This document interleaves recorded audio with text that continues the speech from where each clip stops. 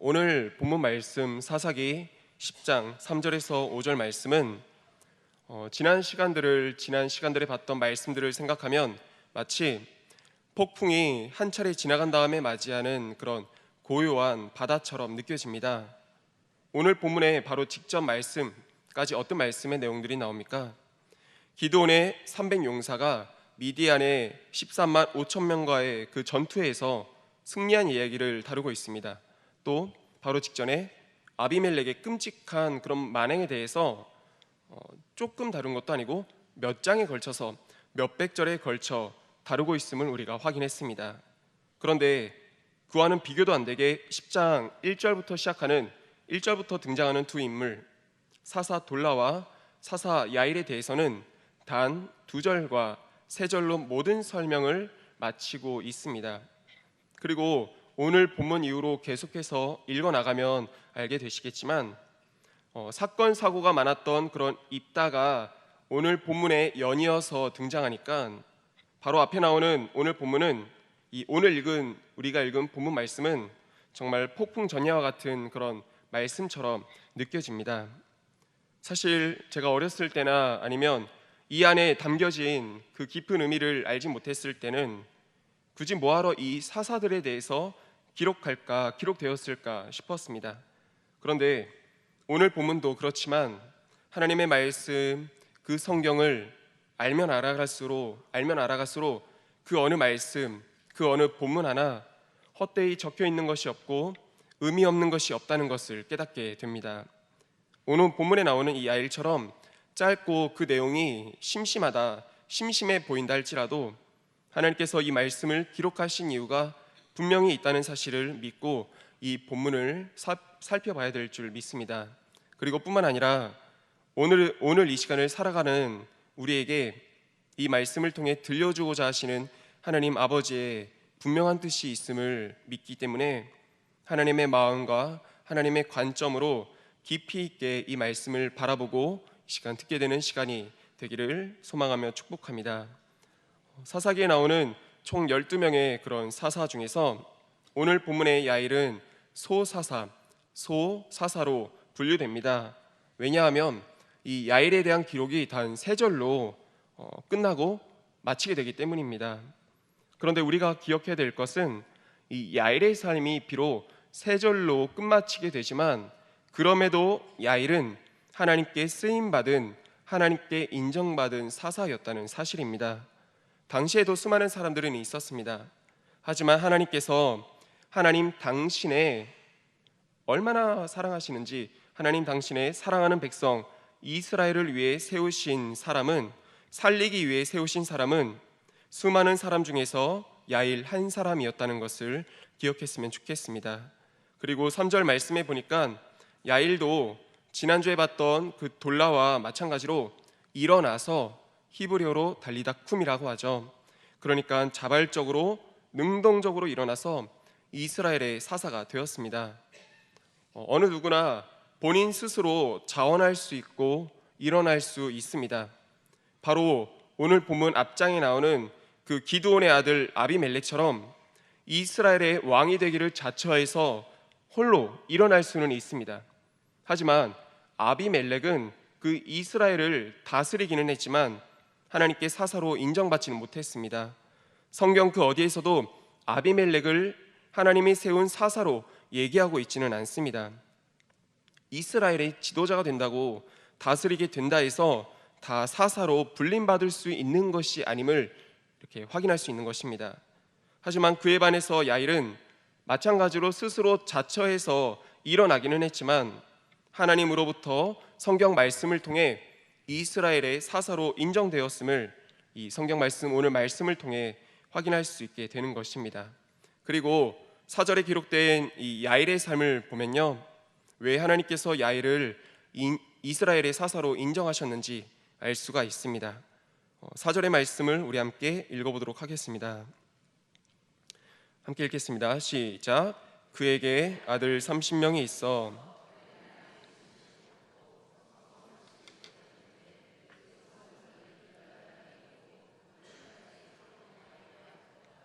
아멘.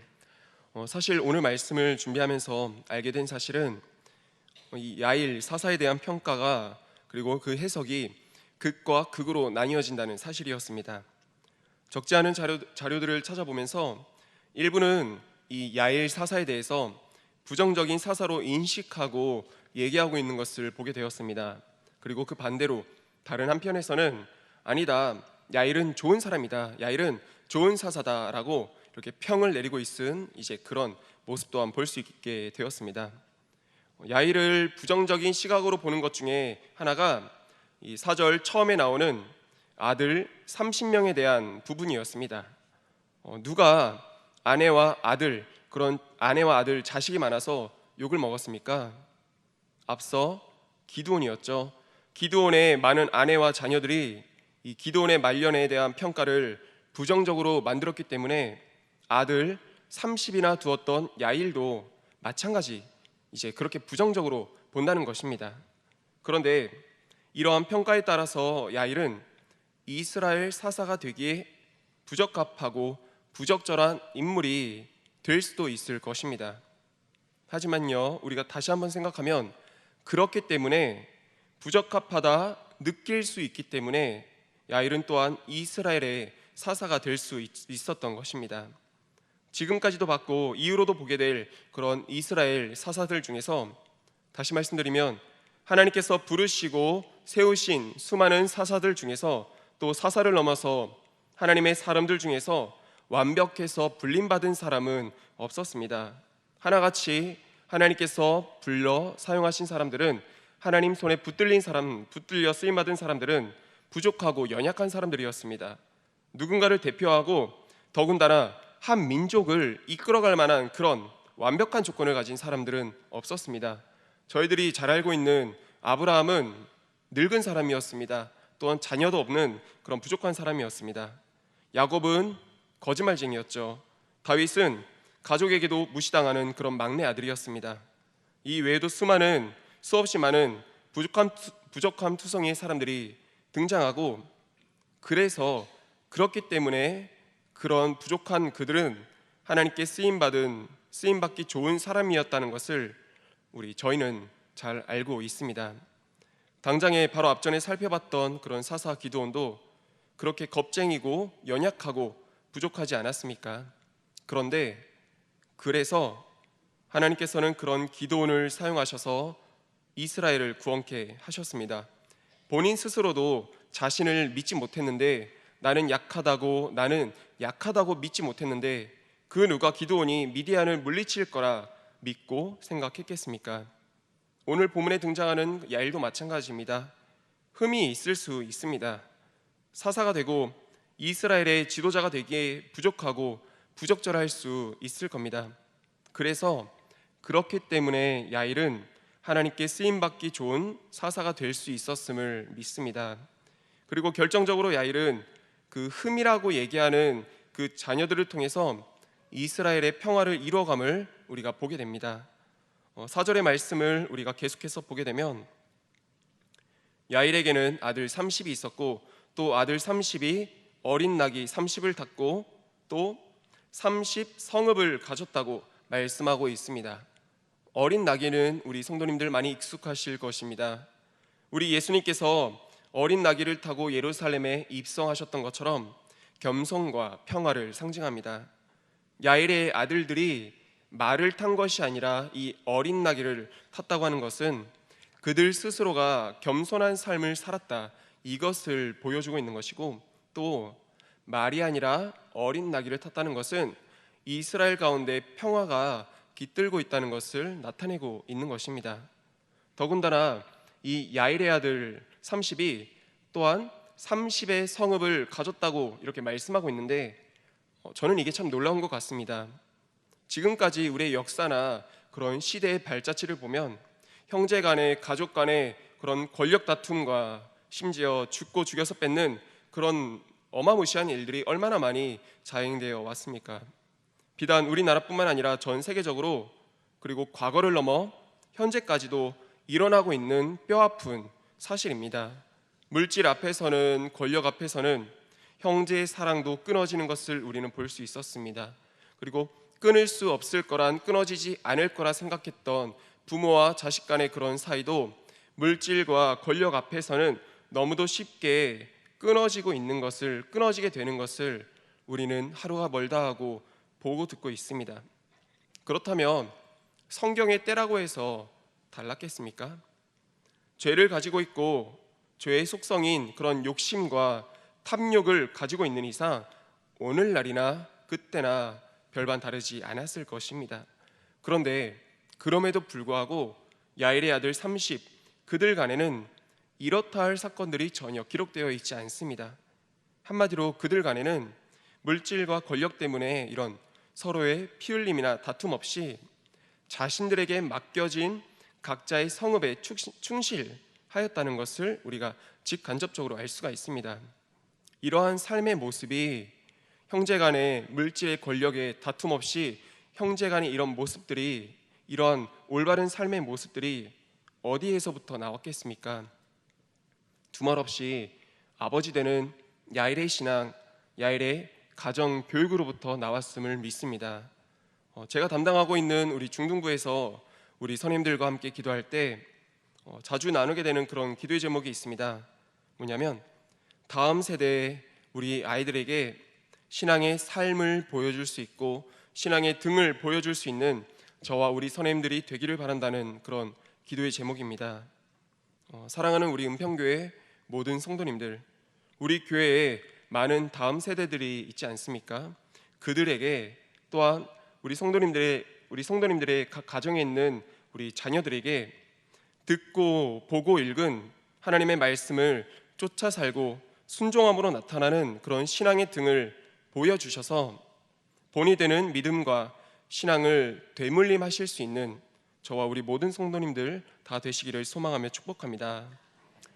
사사로 세워진 이 야일의 가정에서부터 이러한 평화가 이루어졌기 때문에 이스라엘 가운데서도 평화가 함께했음을 우리는 가늠을 해볼 수가 있습니다. 그리고 야일의 본이 되는 신앙, 하나님께서 야일을 이스라엘의 사사로 인정하셨음, 그런 증거가 되는 삶, 여기서 그치지 않습니다. 4절의 하반절을 다시 보면 그 30 성읍이 길르앗 땅에 있고 그 성읍을 가리켜서 하본 야일이라 부른다고 기록하고 있습니다. 이 하본 야일이란 말은 우리 성도님들 성경 하단부에 설명으로 나와 있겠지만 야일의 동네, 야일의 마을이란 뜻을 가지고 있습니다.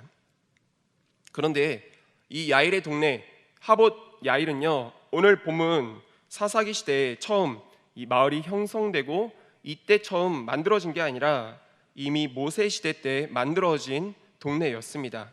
어디 나오냐면 신명기 3장 14절에 등장합니다. 이 신명기 3장 14절에 처음으로 하봇 야일이란 이런 말이 등장하고요. 또 여호수아서 13장 30절에서는 하본 야일에 속한 그 성읍의 수가 처음에는 원래는 60성읍이었다는 것을 말해주고 있습니다. 그렇다면요, 다시 오늘 본문 말씀으로 돌아와서 모세의 그 시대 때 정복했었던 60개 하본 야일 60개 성읍이 오랜 시간을 지나면서 이 가나안 원주민들에게 다시 뺏기게 되고 그 중에 오늘 본문처럼 30성읍만 이 야일이 이스라엘이 가지고 있다는 것이 되는 것입니다. 그렇게 보면 지금 야일의 시대, 이 시대는 가나안 원주민이 차지하고 있을 나머지 그 30도 그냥 두고 보는 것이 아니라 되찾아야 되는 그런 상황인 것이고요. 이스라엘 그리고 이 야일 입장에서는 지금 가지고 있는 30도 지켜야 되고 또 뺏긴 30도 되찾아야 되는 그런 상황이고, 반대로 가나안 원주민들 그들의 입장에서는 어떻겠습니까? 그들의 입장에서도 뺏긴 성읍이 아니겠습니까? 그러니까 가나안 원주민 입장에서도 뺏긴 자기들의 성읍을 다시 뺏어야 되는 그런 상황인 것입니다. 한마디로 하본 야일 그 30성읍들은 이스라엘과 가나안 원주민과의 싸움, 전쟁이 도사리고 있는, 서로 뺏고 뺏어야 되는 그런 전쟁이 도사리고 있는 전쟁의 접경 지역이라는 것인데, 바로 그곳에 야일이 누구를 보냈다는 것입니까? 힘없는 자를 보내고 약한 자를 보내고 죽어도 될 만한 사람들을 보낸 것이 아니라 깨물어 아프지 않은 손가락 없듯이 그 모두가 소중한 30명의 아들들을 이스라엘을 지키기 위해서 가나안으로부터 이스라엘을 지키기 위해서 그 아들들을 전쟁 접경 지역으로 보냈다는 것이 되는 것입니다. 이렇게 이스라엘을 지키기 위해서 자신의 아들이라 할지라도 전쟁 지역에 마땅히 내보낼 수 있는 이런 사사로서 책임을 다한 야일과 그런 아버지의 말씀에 순종해서 그곳으로 나아간 이 아들들의 헌신으로 인해서 이스라엘 땅에는 무려 22년이나 큰 일과 큰 사건 없이 평안할 수 있었던 것이었습니다. 말씀을 정리하겠습니다. 사사, 이스라엘을 대표하는 지도자가 되었으면 모름지기 기드온이나 드보라처럼 또한 삼손처럼 내세울 만한 업적 정도는 남겨야 되지 않나 싶지만 야일은 누구들처럼 눈에 드러날 만한 그런 업적을 세운 사람도 아니었습니다. 적군을 물리친 무용담조차 없이 단 세 줄로 그 모든 인생이 마감된 그런 사람이었습니다. 하지만 야일은 하나님 앞에서 할 일을 하고 간 사람이었습니다. 전쟁에서 승리를 이끄는 것 물론 힘들죠. 그런데 평화를 지속시키는 일도 오히려 더 힘든 일임을 우리는 알고 있습니다. 그런데 그 힘든 일을 단 세 구절로 기록된 야일이 바로 이룬 것입니다. 하나님 앞에서 이룬 것입니다. 말할 수 있는 업적이 적다고 해서 훌륭하지 않은 것이 아니었습니다. 나를 나타내는 그런 수식어가 적다고 해서 나에 대해 기록된 말이 적다고 해서 훌륭하지 않은 것이 아니었습니다. 훌륭한 인생, 멋진 사람, 근사한 사람은 하나님께 쓰임받는 사람이고 하나님께 불림받는 사람이고 하나님께 인정받는 사람이었습니다. 이삭도 다른 성경 인물들에 비하면 기록된 그런 장수와 절수가 굉장히 적습니다. 그런데 이삭은 하나님의 칭함을 받아서 그 누구보다 멋진 사람이었습니다. 이삭을 어떻게 표현합니까? 아브라함의 하나님, 이삭의 하나님, 야곱의 하나님이라 그렇게 표현하지 않습니까? 이보다 한 사람의 인생의 가장 값진 칭호와 그런 호칭이 어디 있겠습니까? 나는 왜 누구만큼 하지 못할까? 나는 왜 누구처럼 쓰임받지 못하고 내 자녀와 내 가족들, 내 형제들은 왜 남들만큼, 남들 가족만큼, 남들 자녀들만큼 훌륭하지 못할까 하는 마음과 생각이 혹시 저와 우리 모든 성도님들 마음 가운데 있다면 이것을 기억했으면 좋겠습니다.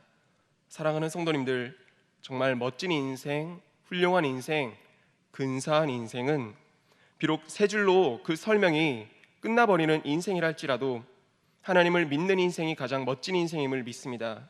하나님께 붙들려서 쓰임받는 그 인생이 가장 존귀하며 가치 있는 인생임을 믿으시기를 축복하며 축원합니다. 오늘도 나와 내 가족이 하나님께 붙들려서 멋진 인생, 훌륭한 인생 되기 위해서 믿음으로 살아갈 수 있는 오늘 하루 되시기를, 그리고 9월 한 달의 시간과 평생의 삶이 되시기를 소망하며 간절히 축원드립니다. 아멘. 함께 기도하겠습니다. 이 시간 함께 나눈 말씀을 기억하면서 하나님, 드러나는 업적으로 평가받고 신경 쓰는 인생 되지 않게 하시고 오직 하나님을 믿으며 하나님께서 맡겨주신 일에 최선을 다하며 하나님께 붙들리고 인정받는 삶이 되게 달라고, 이러한 기도 제목 붙들고 또 오늘 들은 말씀을 기억하면서 다 함께 주여 한번 외치고 통성으로 기도하겠습니다.